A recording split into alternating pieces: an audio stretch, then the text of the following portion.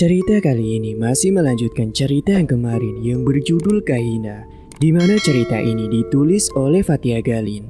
Dan tak usah lama-lama, ini dia kelanjutan ceritanya.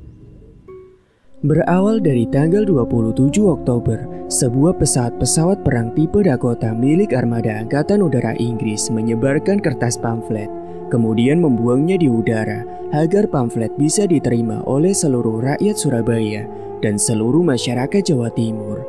Pesan dalam pamflet tersebut berasal dari perintah Mayor Jenderal Hawthorne dari Panglima Divisi ke-23. Isinya dalam waktu 2 kali 24 jam seluruh rakyat Surabaya dan Jawa Timur yang memiliki senjata harus menyerahkan semua senjata kepada pasukan Inggris. Dan jika dalam waktu 2 kali 24 jam tidak menyerahkan senjata, maka siapa saja akan ditembak di tempat. Ketegangan pada masa itu semakin meningkat antara pejuang dan rakyat kepada pasukan sekutu, khususnya di kota Surabaya. Rakyat tidak ada yang sudi menuruti semua perintah dari tentara Inggris itu. Pertempuran demi pertempuran antara tentara keamanan rakyat bersama masyarakat melawan tentara Inggris semakin menjadi sengit.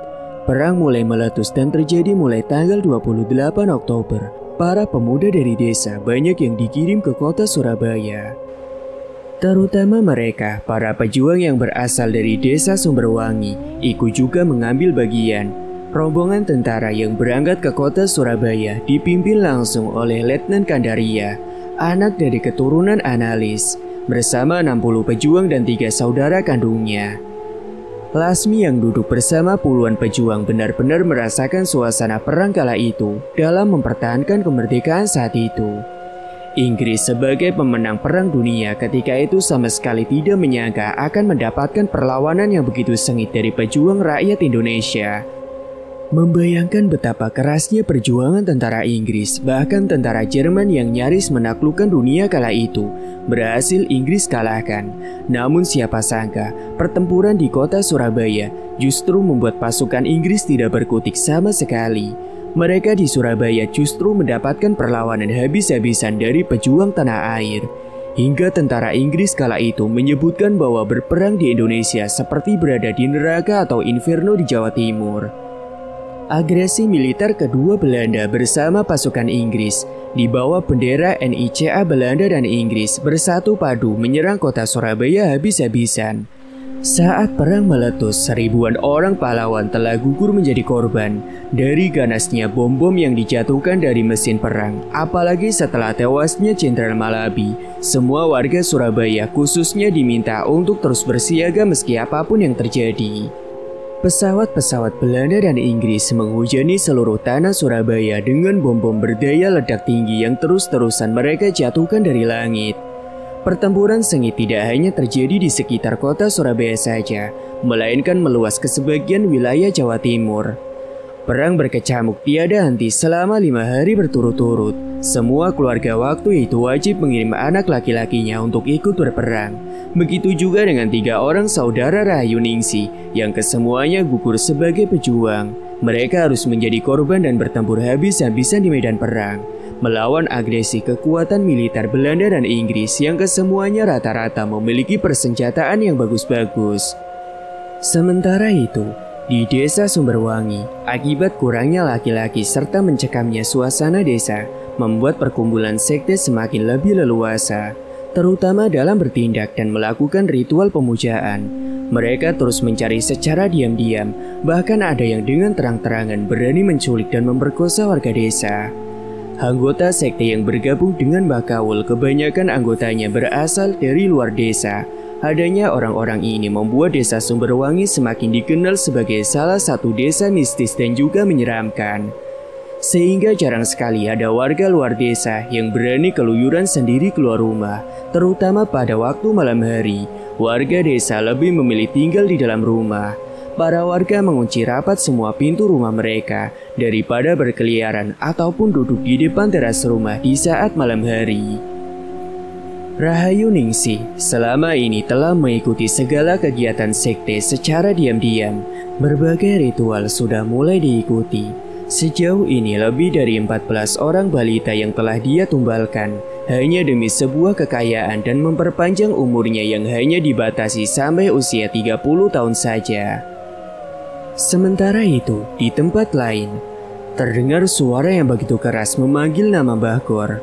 Ratna yang tadinya duduk di sebelah Laksmi segera berdiri karena kaget. Sambil memegang baju kakeknya, Ratna menyembunyikan wajah takutnya. Dia malam itu merasa ngeri setengah mati. Keringat panas dingin mengucur di leher belakangnya. Bah, Ratna merintih ketakutan. Apakah kamu tahu konsekuensinya menggunakan batu altar ini? Aku sudah mengetahuinya, sahut Bagor seperti tidak gentar. Jika begitu, kamu tahu anak ini akan menerima tulahnya. Suara itu berasal dari laki-laki yang datang dalam bentuk gumpalan hitam. Baunya seperti daging yang sudah membusuk. Lelaki itu menuju pada Laksmi yang terbaring di atas altar. Dia menyanggupi semua konsekuensinya, jawab Bagor berbohong. Aku harap setelah ini kamu akan menunaikan janjimu dahulu sebelum aku sendiri yang akan melakukannya, ucap makhluk tersebut lalu hilang begitu saja. Ratna yang ketakutan masih menutup matanya. Wajah dan bibirnya terlihat begitu pucat. Sudah, dia sudah pergi. Ratna yang ketakutan merasakan kakinya lemas akibat tidak kuasa menumbuh tubuhnya yang terasa berat. Bah, ayo pulang aja mbah, aku takut bah, rengek si Ratna. Kalau kita pulang, kasihan temanmu, raganya masih belum kembali. Bisa jadi nanti dia tidak bisa kembali karena tidak ada yang membimbingnya untuk pulang. Tapi kapan, Mbah? Aku takut beneran. Mungkin sebentar lagi, Nduk. Bagaimana jika hantu tadi datang lagi, Mbah? Tanya Ratna. Dia tidak mengetahui bahwa mbahnya memiliki hubungan perjanjian dengan jin yang tadi mendatangi mereka. Ratna yang tidak tahu maksud dari percakapan antara Bagor dan juga makhluk yang bergumpal hitam yang baru saja dilihatnya, karena cara Bagor berbicara lebih mirip seperti seorang yang sedang membaca mantra. Dia tidak akan datang karena Mbah sudah membacakannya mantra. Ratna yang cemas memandangi tubuh Laksmi yang tidak bergerak. Ada rasa menyesal kenapa dirinya tadi juga ikut masuk ke dalam gudang bekas loji itu. Kisah Mbah Kawul sudah lama tidak lagi terdengar, akan tetapi perkumpulan sekte yang telah dia dirikan semakin lama penganutnya semakin meluas, sehingga muncullah perasaan cemas dari tokoh agama masyarakat setempat tentang adanya kegiatan sekte itu. Setelah pasukan TKR yang ikut berjuang perang melawan agresi militer selesai, para pejuang yang kembali mendapatkan laporan bahwa sepeninggal mereka kelompok sekte telah melakukan kejahatan dengan membunuh dan menculik anak-anak kecil di desa. Anggotanya yang banyak serta bersenjata membuat warga desa takut untuk membubarkan kegiatan mereka. Pasukan TKR yang kala itu memang dalam kondisi pulang dalam keadaan marah membuat darah mereka mendidih. Kelompok sekte tersebut menjadi amukan berikutnya. Satu persatu anggotanya ditangkapi, dibunuh, dibakar, dan total hampir 100 orang yang tertangkap, mulai dari anak kecil, wanita, dan juga laki-laki. Dari sekian banyak anggota sekte yang ditangkap, sebagian lainnya ada juga yang berhasil lolos, terutama Rahayu Ningsih. Keterlibatannya dalam sekte sama sekali tidak diketahui oleh siapapun. Dulunya banyak yang mengira sekte adalah loji tempat berkumpulnya para mener dan juga orang kaya.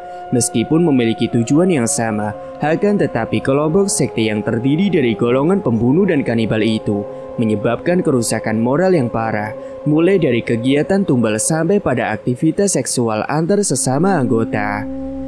Berawal dari hilangnya 14 orang balita akibat ulah dari Rahayu Ningsih yang menyebabkan kuatnya dugaan para warga bahwa kelompok itu adalah para pelakunya. Lokasi yang dijadikan tempat berkumpulnya sekte kemudian dibakar, setiap sudut lokasi dikepung oleh masyarakat. Semua anggota yang sudah ditangkap dan diikat secara bersamaan, semua anggota dimasukkan dalam lubang tanah gudang setinggi dada orang dewasa. Mereka semua yang ditangkap ditimbun secara bersamaan. Mereka dibakar menggunakan kayu bekas pabrik pengolahan karet milik Belanda. Semua anggota sekte dibakar hidup-hidup kecuali Mbah dan beberapa anggota terdahulu yang telah menyebarkan ajaran ilmu hitam pada seluruh perkumpulan bawah tanah yang masih hidup di tempat yang lain dan terus mengajarkan aliran ilmu sekte ke berbagai tempat dan wilayah. Beda perkumpulan sekte, beda juga dengan kelompok loji. Meskipun awal akarnya berasal dari satu orang, Tetapi analis atau Mbah Kawul lebih mendalami ritual ilmu sihirnya, sedangkan Loji lebih mengarah kepada keduniawian. Antara sekte dan Loji terjadi sebuah perbedaan mencolok dalam ritualnya. Namun masyarakat sudah mengenal dua perkumpulan tersebut sebagai kelompok pemuja setan. Berita serta cerita tentang sekte menghebohkan seluruh Pulau Jawa, mengingat pembunuhan yang dilakukan oleh warga terhadap pelakunya tergolong sangat brutal. Semua anggota yang dibakar hidup-hidup tidak semuanya tewas. Sebagian ada yang masih hidup mengalami luka bakar yang parah. Maka merebaknya kisah sekte pada tahun awal perang serta kecurigaan serta ketakutan warga terhadap Loji dan sekte. Akhirnya Presiden Republik Indonesia pertama mengeluarkan dekret yang berisi perintah untuk membubarkan semua kegiatan yang berhubungan dengan ilmu hitam, baik itu sekte ataupun Loji. Pembubaran ini terjadi sampai akhir tahun 1961. Seluruh Loji yang ada di Indonesia tidak ada lagi. Organisasi ini telah dicap sebagai ajang perkumpulan kelompok pemuja setan. Apabila di total ada sekitar ratusan Loji yang berdiri di Indonesia, meskipun Belanda telah tiada, tetapi ajaran mereka bagai virus perusak akhlak. Para pengikutnya bukan hanya para anggota biasa, tapi juga banyak tokoh masyarakat dan tokoh nasional yang juga terlibat ikut. Para tokoh nasional yang ikut dalam organisasi mengikuti jejak pendahulunya hanya karena ingin mendapatkan status elit, meskipun tidak semua dari mereka tahu bahwa di dalam perkumpulan ada beberapa ritual pemujaan. Perjalanan Laksmi masih begitu panjang. Meskipun sudah jauh berjalan, tapi pencariannya belum juga menyelesaikan rasa penasaran serta jawaban dari segala pertanyaan di otaknya selama ini. Meskipun sedikit demi sedikit teka-teki leluhurnya sudah terjawab, akan tetapi Laksmi berjalan menuju pada zaman-zaman penting yang masih memiliki hubungan saling keterkaitan antara semua leluhurnya. Laksmi kala ini berjalan menuju ke zaman yang lebih baru, zaman yang lebih banyak ketenangan daripada hura-hura. Di zaman itu tidak ada lagi perang, tidak ada permusuhan. Semua manusia kembali pada kodrat utamanya, yaitu bekerja dan beribadah. Laksmi kecil baru saja hendak lahir ke dunia. Dia bisa melihat dirinya sendiri yang saat ini sedang berjuang keluar dari perut sang ibu. Di sebelah sang ibu sedang duduk seorang wanita berumur setengah abad. Wanita tersebut duduk sambil beberapa kali memegang perut ibunya. Wanita yang dikenal sebagai dukun atau bidan kampung terlihat lebih santai. Bahkan ketika ibunya mengeluh sakit, dia justru masih mengajak ibunya untuk bercanda dan melarang untuk mengejan. Jangan mengejan, ucap bidan kampung tersebut yang mengingatkan ibunya berulang-ulang kali. Yang bidan itu lakukan justru mengajak ibunya berbicara tanpa melakukan apapun. Tapi sudah mau keluar, protes Rayu Ningsih melihat anak menantunya meringis kesakitan. Yang penting tarik napas dalam-dalam, setelah itu baru hembuskan. Pelan-pelan saja, jangan mengejan ya, ucap bidan kampung tidak memperdulikan ucapan Rayu Ningsih. Mungkin di zaman modern seperti saat ini melahirkan dengan metode seperti itu akan terkesan aneh, seperti menganggap remeh sebuah proses kelahiran. Dan singkat waktu, anaknya perempuan, Pak. Pembantu wanita keluarga Pak Min memberitahukan pada juragannya yang sejak tadi menunggu dengan cemas proses kelahiran anak pertama.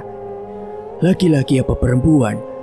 Perempuan, Pak. Cantik sekali, wajahnya mirip ibu. Pak Min yang tadinya duduk di luar rumah dengan perasaan cemas akhirnya bisa bernapas lega menunggu proses kelahiran. Wajahnya terlihat sumringah dan bahagia saat dia mendengar suara anaknya menangis melengking. Apakah saya sudah boleh masuk? Pembantunya menggeleng lalu berkata, katanya belum boleh, ibu masih belum selesai dibersihkan. Baiklah, wajah Pak Min terlihat sangat pasrah, sedang hatinya sudah tidak sabar untuk melihat wajah anaknya. Dia pun kembali duduk pada kursinya sambil menunggu informasi dari pembantunya. Secangkir kopi hangat dengan asap rokok yang dari tadi menyembul keluar dari mulutnya membentuk gumpalan asap. Pak Min yang duduk di depan teras rumah memandang ke arah sungai yang berada persis di depan halaman rumahnya. Suara debur sungai bersamaan suara siulan jangkrik hutan disambut dengan korekan katak, seakan membawa malam itu menjadi sangat panjang. Belum lagi suara berisik dari nyamuk yang sejak tadi tak henti-hentinya bermain di sekitar lubang telinga, membuat Pak Min memaki-maki dalam hati. Pak, kata Bu Ningsi anak juragan mau dikasih nama Lasmi. Si pembantu yang bernama Bogira menjadi mata dan telinganya di dalam kamar.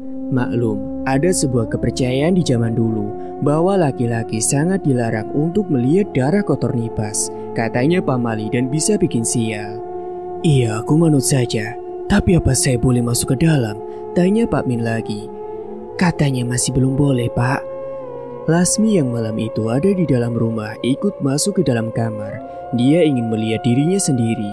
Lasmi berjalan perlahan melalui pintu depan. Dari dalam kamar terdengar suara menangis melengking. Tidak terasa air matanya menetes. Dia tahu bahwa ini adalah awal pertama dirinya mulai terlihat di dunia. Tubuh kecil dalam balutan kain lampin membungkusnya dari cuaca dingin di desa Sumberwangi yang seakan ingin ikut memeluk tubuhnya yang mungil. Wajah manis bayi itu terlihat begitu mirip dengan ibunya. Alis mata yang tebal serta hidung mancung sama sekali tidak membuang warisan wajah dari sang ayah. Lasmi yang datang melihat dirinya memegang dan mengelus pipinya sendiri. Kelahiran dirinya seolah mengingatkan kembali saat Lasmi melahirkan Kahina. Si cantik dan lucu, nama itu hadiah dari neneknya Rahayu Ningsi yang saat proses kelahiran Kahina juga ikut mendampingi. Saat Lasmi memperhatikan dirinya, Rahayu Ningsi mengambil sebuah benda mirip daging yang dibungkus dengan kain berwarna putih. Lalu neneknya membuka dan sedikit menelannya. Mulutnya komat kami seperti orang membaca mantra. Lasmi yang penasaran coba duduk di sebelah neneknya. Dia melihat bingkisan sebesar genggaman bayi. Saat matanya memperhatikan dengan teliti betapa dia sangat terkejut. Ternyata sang nenek sedang mengunyah secuil hati mentah. Lasmi kaget dan jijik setengah mati. Secuil hati itu dikunyah. Lalu saripatinya si nenek teteskan ke mulut Lasmi kecil. Dengan seketika Lasmi kecil pun berteriak dan menangis seolah tidak menerima dengan apa yang sedang diperbuat sang nenek terhadap dirinya. Lasmi yang melihat dirinya diperlakukan seperti itu segera keluar dari rumah. Lasmi muntah sejadi-jadinya. Dia merasa jijik, ngeri dengan apa yang baru saja dilakukan oleh neneknya. Lasmi baru menyadari ternyata sejak bayi sang nenek sudah menanamkan sesuatu yang kotor dalam tubuhnya. Semua yang diperbuat oleh Rahayu Ningsi adalah bentuk dari ajaran yang dia peroleh selama berkumpul dengan para mengabdi setan di masa mudanya. Itulah mengapa saat neneknya meninggal dunia, keesokan harinya kubur-kuburan Rahayu Ningsi didapati telah terbongkar. Jenazah sang nenek diseret ke tengah jalan oleh kawanan anjing. Tubuhnya sampai hancur terkoyak-koyak. Apabila mengingat kejadian yang menyeramkan itu, betapa takutnya Lasmi. Kejadian itu terjadi saat usianya menginjak usia 11 tahun. Melihat perilaku serta perbuatan sang nenek, kali ini dia paham kenapa jenazah neneknya dimakan oleh anjing. Tidak lain karena dosa sang nenek semasa hidupnya. Mantra sudah ditanamkan dalam tubuh Lasmi bersamaan dengan sari hati yang dia yakini cuilan hati yang berasal dari hati korban tumbal. Lasmi menangis sejadi-jadinya. Dia tumpahkan segala kekesalan serta kebenciannya pada neneknya sendiri. Di dalam gedung loji, tubuh Lasmi bergetar sangat hebat seperti kejang-kejang. Ratna Ningrum yang melihat tubuh Lasmi bereaksi segera membangunkan sahabatnya. Namun Lasmi tetap tidak mau untuk bangun. "Bagaimana ini, Mbah?" tanya Ratna panik. Bakar yang melihat Lasmi seperti itu juga ikut bingung. Dia tidak tahu apa yang harus dirinya perbuat. Yang dapat dia lakukan hanyalah meminta bantuan dari orang lain yang bisa membawa tubuh Lasmi keluar dari gedung loji itu. "Panggil Darmo, suruh dia ke sini cepat," perintah kakeknya. Ratna yang panik segera berlari kencang keluar dari gedung. Meskipun di dalam gedung loji gelap gulita, tapi dia sama sekali tidak gentar sedikit pun. Dalam pikirannya hanya satu, jangan sampai terjadi apa-apa dengan si Lasmi. "Kamu sudah mengetahuinya," sumber suara yang terdengar familiar menegurnya dari arah belakang. Lasmi yang menyadari dirinya berada pada dimensi yang berbeda, menyadari bahwa dia saat ini sedang tidak sendiri. Lasmi terkejut. Di belakangnya telah berdiri Mbah Kawul. Wajahnya terlihat kusut dan tua, akan tetapi Lasmi sedikit pun tidak merasa takut padanya. "Maafkan dosa mereka," ucap Mbah Kawul. Mbah Kawol mengusap punggung Lasmi yang sedang menangis sesenggukan. "Bukankah aku berada di dimensi berbeda denganmu? Bagaimana bisa kamu melihatku?" tanya Lasmi. Mbah Kawol tersenyum. Dia lalu menggenggam lengan cucunya dan menuntun Lasmi menuju ke sebuah tempat yang belum pernah dia lihat sama sekali sebelumnya. Tempat itu adalah altar, tempat pertama kali Lasmi melihat Analis. "Analis itu adalah aku, dan itu adalah kamu," ucap Mbah Kawol menunjuk Lasmi yang saat itu mengikuti kemana langkah Analis berjalan. "Sejak awal, aku sudah menyadari bahwa kamu jauh-jauh datang dari masa depan, ingin mencari jawaban tentang keluarga ini, serta mencari alasan di balik terbunuhnya Kahina." "Kamu sudah tahu aku ada di sekitarmu?" Dai Lasmi berkerut penasaran. Mbah Kawol mengangguk lalu dia melanjutkan ceritanya. "Kamu melihat apa yang diperbuat oleh nenekmu terhadap kamu?" Lasmi mengangguk. Dia tidak dapat berkata apa-apa selain mendengarkan apa yang dikatakan oleh Mbah Kawol. "Apa yang sedang dia lakukan tidaklah jahat. Dia melakukan itu semata ingin menolongmu saja. Dia sengaja memberimu cuilan hati tersebut agar saripatinya bisa tumbuh di dalam tubuh kecilmu, supaya kamu tidak ikut menanggung dan merasakan rasa siksaan sakit seperti sakit yang sering kami alami." Mbah Kawol membenarkan posisinya yang awalnya condong ke kiri, kemudian memindahkan wajahnya menghadap persis di depan si Lasmi. "Apa yang dilakukan oleh nenekmu dan aku sama seperti yang dilakukan pada ayahmu. Lihat ayahmu, dia baik-baik saja kan?" "Kenapa kamu tega melakukan ini pada anak cucumu?" todong Lasmi pada Mbah Kawol. Pertanyaan itu sengaja dia lontarkan karena pertanyaan itu yang selama ini ada di dalam otaknya. Mbah Kawol tersenyum lalu wajahnya berubah menjadi Analis yang muda. "Aku akan beritahu padamu apa alasannya." Mbah Kawol kali ini berdiri dari tempat semula dia duduk. Dia membawa Lasmi ke tempat pemujaan, tempat di mana dia pertama kali memohon pada iblis. "Iblis itu menipuku." Mbah Kawol menunjuk ke iblis yang sedang berkhotbah dengan kebohongannya. "Aku meminta umur panjang, dia sudah mengabulkannya. Akan tetapi iblis itu tidak pernah menjelaskan konsekuensi dari perjanjian yang kami buat. Seorang iblis wanita juga datang mengancamku. Dia mengabarkan hari kematian untukku. Seketika aku pun mulai menyadari aku hanya menunggu hari kematianku. Awalnya aku menolak. Aku menolak dengan keras. Aku katakan padanya bahwa aku telah mengikat sumpah perjanjian dengan iblis. Aku masih mengingat wajah iblis wanita tersebut tersenyum dengan licik. Dia pun menunjukkan padaku untuk umur panjang sampai 1000 tahun. Tapi ada syarat yang harus aku penuhi. Pertama, aku disuruh membunuh semua anggota keluargaku sendiri kecuali menyisakan satu. Tujuannya agar mereka yang mati, sisa nyawanya diberikan untukku. Bagiku, itu awalnya sangat tidak masuk akal. Meskipun permintaan itu sangat berat untuk dipenuhi, namun akhirnya aku pun menyerah dan mengikuti kehendak iblis wanita. "Apa yang kamu lakukan?" "Aku iakan kemauan mereka." "Jadi, kamu benar-benar membunuh keluargamu?" "Iya, harus kulakukan. Meskipun mengerikan, tidak ada yang lebih mengerikan lagi ketika aku harus memakan hati satu persatu keluarga serta anak-anakku." "Apa kamu tidak malu dengan dirimu sendiri? Asal kamu tahu, aku sangat membencimu," ucap Lasmi. Analis terdiam. Lasmi memperhatikan wajah neneknya tanpa berkedip. "Aku sebenarnya jijik, tapi anehnya, entah dari mana ketika melihat gumpalan hati dan darah, aku menjadi seperti binatang. Aku tiba-tiba memiliki naluri seperti binatang yang lapar. Setiap kali melihat bangkai dan darah, perasaan keinginan di dalam otakku seakan bereaksi dengan sendirinya. Rasa ingin membunuh dan memakan timbul begitu saja." "Kamu benar-benar telah menjadi iblis." "Apapun perkataanmu padaku, serta sedalam apapun kebencianmu, aku sudah tidak bisa lagi mengembalikan pilihanku di masa lalu." "Bila yang lain tidak bisa menahan keinginan hendak membunuh, lalu kenapa Vandrik dan Dendrik Espen bisa menahannya?"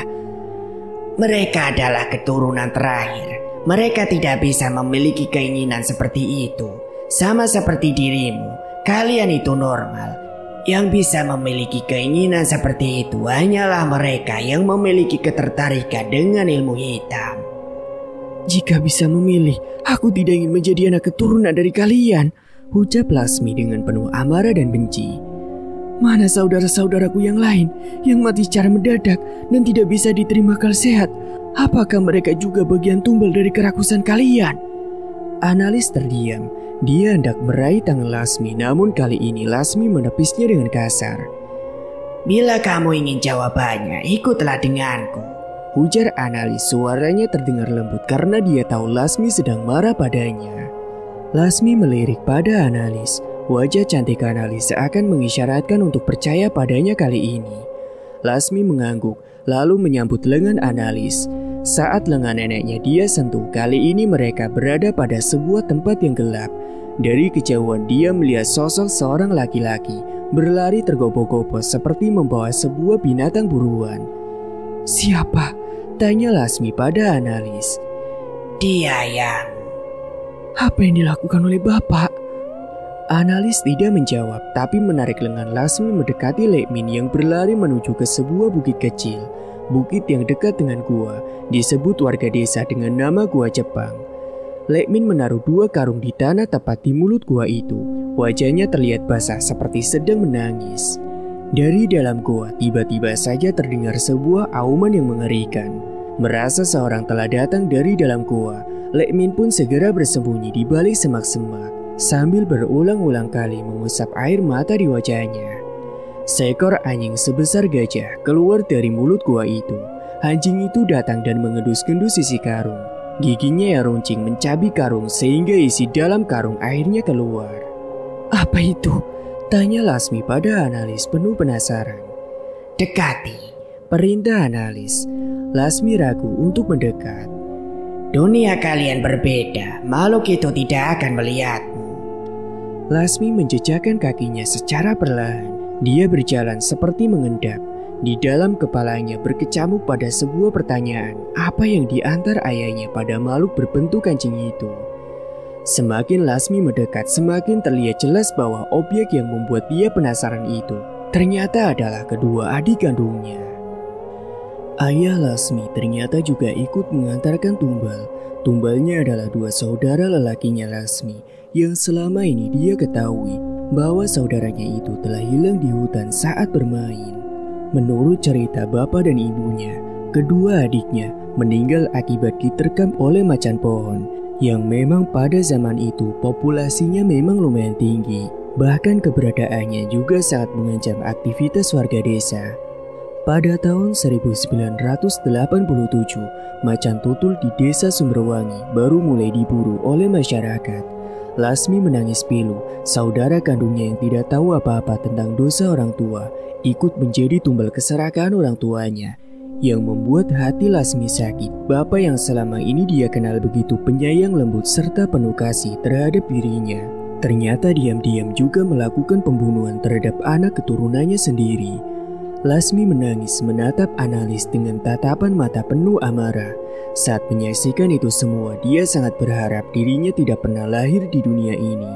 Dan dia berharap apa yang sudah dia lihat tidak pernah ada dan tidak pernah terjadi. Lekmin bersandar di bawah pohon beringin. Malam itu terlihat jelas lelaki itu sedang menangis sejadi-jadinya. Raut wajahnya terlihat penuh rasa penyesalan. Dia terlihat marah pada dirinya sendiri. Bapaknya sengaja mengorbankan 2 adiknya agar dirinya dan Lasmi bisa terus hidup melanjutkan kehidupan. Satu-satunya cara yang Lekmin tahu bahwa saat itu Lasmi kecil berada dalam kondisi koma antara hidup dan mati, berjuang melawan penyakit langka, yaitu menderita luka bakar tanpa sebab. Bapaknya mengorbankan 2 adik kandungnya demi menyelamatkan si Lasmi dan bersedia membuat kesepakatan pada sang iblis agar Lasmi bisa selamat. Sesungguhnya mau terlibat ataupun tidak, ternyata setiap keluarga keturunan analis memang ditakdirkan untuk menjadi seorang pembunuh. Apa yang sudah terjadi bukan karena tidak ada alasan, tetapi karena di dalam tubuh mereka telah mengalir darah gen pembunuh. Kurangnya iman serta buta dalam beragama, penyebab mereka dengan mudahnya tertipu oleh kelicikan iblis. Sehingga setiap generasi keluarga seolah ditakdirkan menjadi predator terhadap anak-anaknya sendiri. Di antara semak-semak yang rimbun, Lek Min menyaksikan dengan mata kepalanya sendiri. Dia melihat dua anak lelakinya diseret oleh binatang besar tersebut. Dua tubuh mungil tak berdosa itu ditarik kemudian dibawa masuk ke dalam lubang gua dan dibiarkan menghilang begitu saja tanpa diketahui nasibnya. Sepulang dari hutan, langkah kaki Lek Min begitu gontai. Dia berjalan sempoyongan membawa tubuhnya yang lelah. Dirinya merasa hidup dalam kesalahan besar. Tatapan matanya hampa, seolah orang mabuk. Raut wajahnya sayu, sedih dan diliputi rasa marah yang dalam. Lek Min berjalan menuju rumah. Di rumah telah berkumpul sanak keluarga dari istrinya. Mereka terlihat bahagia karena Lasmi kecil yang mengalami kritis ternyata sudah sadar. "Lek, Lasmi sudah sadar, Lek," teriak Thoyib memanggil pamannya yang terlihat datang dari kejauhan. Darah ayam sebelumnya sudah dia tumpahkan di baju yang dikenakan. Lek Min pun menyobek bajunya seolah-olah Lek Min baru saja melewati sebuah musibah besar. Orang-orang yang melihat Lek Min datang sempoyongan serta dengan baju yang penuh darah, mereka terkejut. Sebagian dari mereka berlarian menyambut kedatangan Lek Min. "Loh, ada apa, Lek? Bocah-bocah di bahan macan."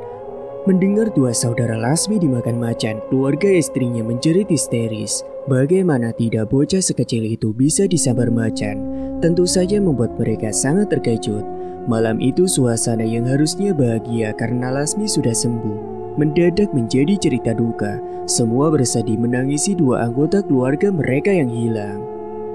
"Kenapa Bapak tega melakukan itu pada saudaraku?" Nada suara Lasmi meninggi. Ucap Lasmi yang menatap kilas balik tersebut. "Bapak dan Ibu ingin kamu hidup. Harusnya biarkan aku saja yang mati." "Kamu ditakdirkan untuk hidup," jawab Mbak Kawul. "Kalian semua pembunuh, dasar budak iblis. Terlebih kamu sebagai penyebab awal semua ini terjadi." "Semua ini sudah terlanjur terjadi. Aku tidak bisa lagi untuk membatalkannya." Lasmi yang geram mendatangi analis. Dia mencekik leher analis dengan penuh amarah dan juga dendam kesumat. "Apa saja yang kamu lakukan padaku sama sekali tidak akan membuatku sakit. Aku sudah pernah mati." Lasmi yang marah mengambil batu dan memukulnya ke kepala analis hingga pecah. Akan tetapi kepala yang hancur itu dengan seketika kembali lagi menjadi utuh. Meskipun berulang-ulang kali Lasmi memukulnya, berulang-ulang kali juga kepala itu kembali ke bentuk semula. "Aku, bapakmu, serta mendiang nenekmu yang lainnya melakukan apa yang sudah pernah dilakukan oleh leluhurmu yang lainnya." Lasmi yang putus asa hanya menangis tidak kuasa menutup kesedihan. Berusaha menyembunyikan wajahnya dengan dua telapak tangan, menahan agar bisa mengontrol diri.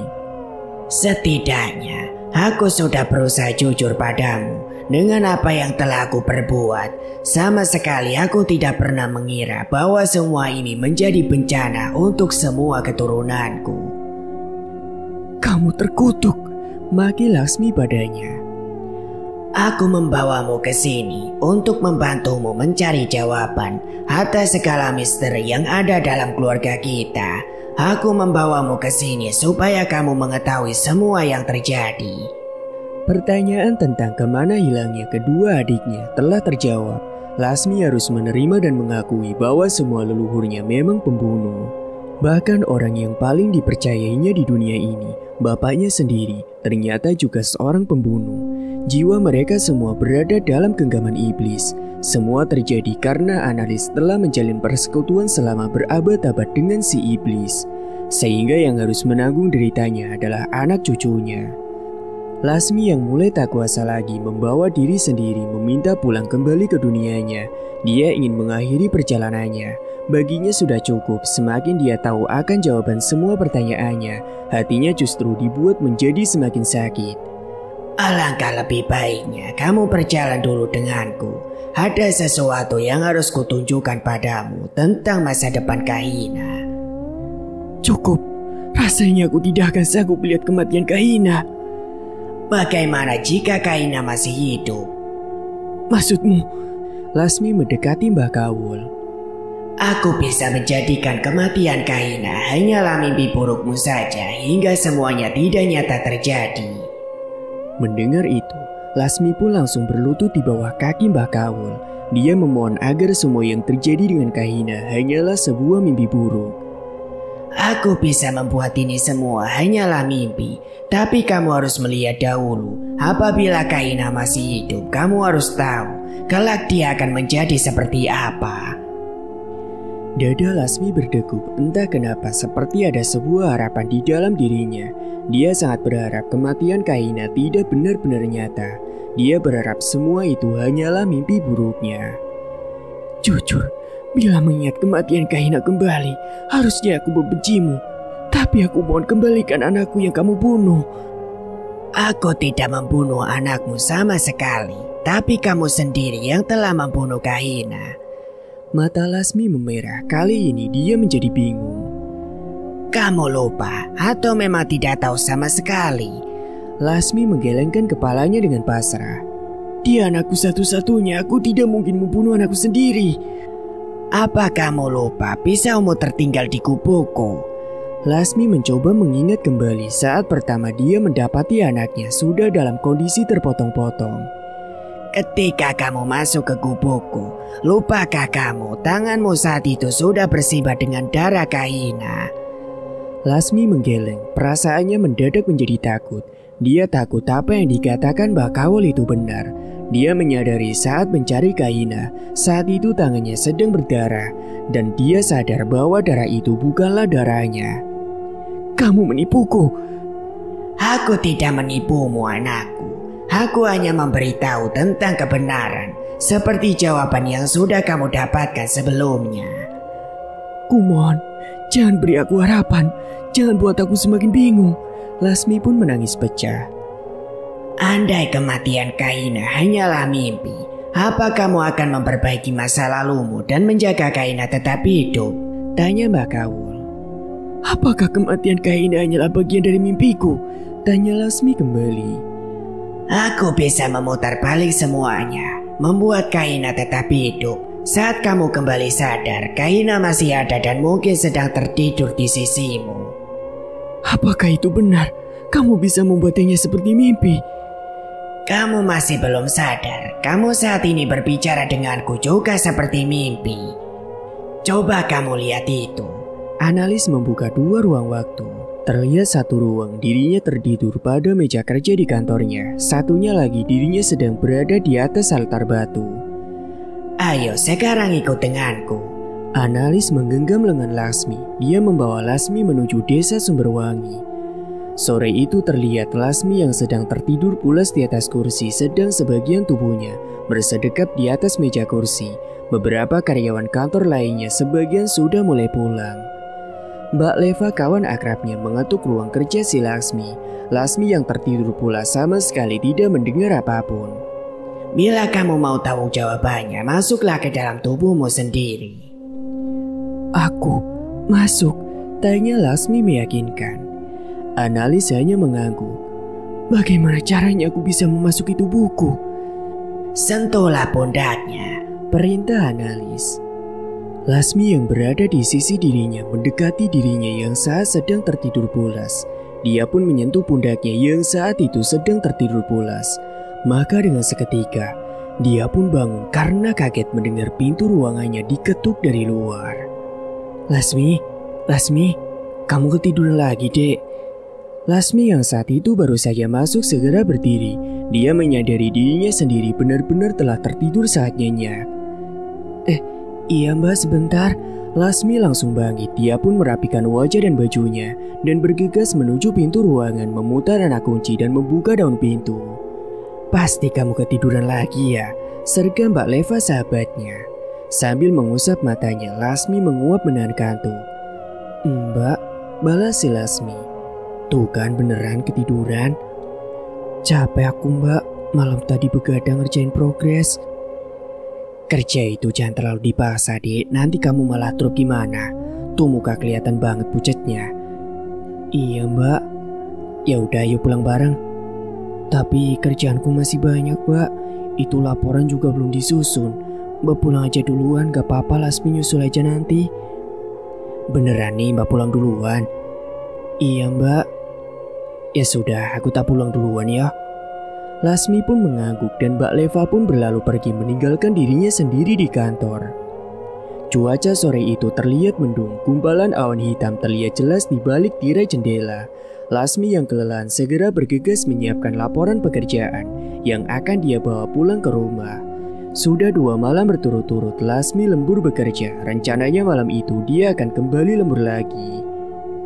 Detik jarum jam di pergelangan tangan sebelah kirinya menunjukkan di angka 15:55 waktu Indonesia Barat. Lasmi yang sore itu hanya seorang diri di kantor, terpaksa harus tertahan untuk berteduh. Keinginannya untuk pulang terpaksa ditunda. Hujan deras sudah terlanjur turun lebih dulu. Sesekali Lasmi mengintip ke langit, perasaannya ingin memaksa pulang tapi tidak mungkin, apalagi dirinya sedang membawa berkas laporan. Bisa-bisa semua laporannya akan rusak dan tentu saja akan membuat pekerjaannya selama ini menjadi sia-sia jika sampai dokumen laporannya itu rusak. Sembari menunggu hujan reda, dia duduk di kursi panjang yang berada persis di teras kantornya. Tubuh Lasmi yang memang kondisinya sangat lelah setelah bergadang lembur sampai jam 3 pagi. Tugas seperti ini memang kerap dia lakukan hampir tiap ujung bulan, menghitung dan menulis semua total gaji buruh lepas yang dibayar per borongan, di mana setiap data harus selesai akhir bulan dan juga awal bulan, dan data gaji harus sudah masuk ke kantor pusat. Sambil menunggu hujan, Lasmi membuka amplop surat dari suaminya yang saat itu masih bekerja di Malaysia. Surat yang dia pegang baru saja diterima sore tadi. Surat itu diantar oleh seorang petugas pos dari kota. Lasmi membuka amplop surat, membaca isi surat dari suaminya yang bercerita tentang adanya keinginan untuk segera pulang kembali ke Indonesia dalam bulan ini. Suami Lasmi berencana usai kontrak selesai, dia ingin pulang dan menetap di Indonesia, fokus berkumpul dengan keluarga dan mengurus anak semata wayang mereka, yakni Kahina. Suaminya yang sering dia panggil dengan nama Mas Suherman telah lama bekerja di Malaysia. Dan dengan penuh rasa bahagia, Lasmi mendekap isi surat dari suaminya di atas dadanya.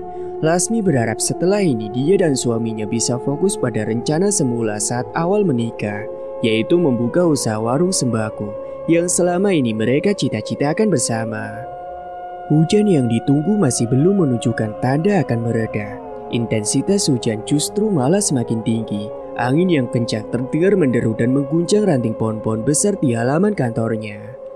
Sore itu di dalam rasa sepi dan dingin, kantuk kembali menyerang matanya. Meskipun Lasmi terus berusaha untuk sadar, namun matanya semakin tak sanggup menahan beratnya kantuk. Dan tanpa sadar, Lasmi pun kembali tertidur dalam posisi duduk di atas kursi. Berada dalam ruangan yang gelap, samar-samar Lasmi melihat 2 sosok tubuh manusia sedang melakukan hubungan suami istri. 2 insan manusia itu seperti sosok yang dia kenali. Ya, sosok itu adalah orang terdekatnya yang dia lihat sedang bercumbu dalam kamar tidur pribadinya. Lasmi yang penasaran mencoba mendekati 2 insan manusia tersebut. Jantungnya berdegup tidak karuan. Sambil memasang telinganya tajam-tajam, Lasmi mencoba menguping pembicaraan 2 insan tersebut. Mas Suherman, lutut Lasmi bergetar. Wajahnya memucat akibat terkejut. Lasmi sama sekali tidak menyangka orang yang sedang memadu kasih tersebut ternyata adalah suaminya sendiri. Suherman yang mendengar suara Lasmi segera menghentikan aktivitasnya dan menoleh ke belakang pada sumber suara yang dia yakini suara tersebut adalah suara Lasmi. Ibu, Kahina terkejut. Anak kandungnya Kahina, usianya sudah 20 tahun. Lasmi nyaris menjerit, dia sama sekali tidak menyangka ternyata 2 insan yang memadu kasih tersebut adalah Kahina anaknya dan Suherman suaminya. Lasmi yang melihat adegan antara anak dan bapak tak kuasa menahan amarah. Air kopi dalam termos air yang sejak tadi dibawa, dia siramkan pada 2 orang manusia yang berdosa. Sontak saja Kahina dan suaminya menghindari siraman air panas tersebut. Keduanya berusaha melindungi diri. Kahina yang ketakutan bersembunyi di balik tubuh ayahnya. Kahina yang ketakutan cuma bisa pasrah, tidak berani melawan ataupun bertindak melawan kemarahan ibu kandungnya. Suherman yang tersudut entah kenapa pikirannya menjadi gelap mata. Dia memukulkan kepala Lasmi dengan pot kuci, sehingga dengan seketika Lasmi pun tumbang ke lantai. Melihat tubuh ibunya yang telah tumbang, Kahina beranjak berdiri, mengambil pisau yang tergeletak di atas meja, dan langsung menghunuskan pisaunya menusuk dada Lasmi sampai berkali-kali. Lasmi pun bersimbah darah meregang nyawanya. Dia tewas di tangan Kahina, putri kandungnya sendiri, yang selama ini dia besarkan sendiri. Putri kesayangannya telah memaksa dirinya, mengambil posisinya dan melukai hatinya sebagai seorang ibu. Kenapa seperti itu? Itulah masa depanmu nanti apabila Kahina tidak mati dan tetap masih hidup. Jika kamu tidak membunuhnya, maka dia yang akan membunuhmu, ucap Bakawul pada Lasmi.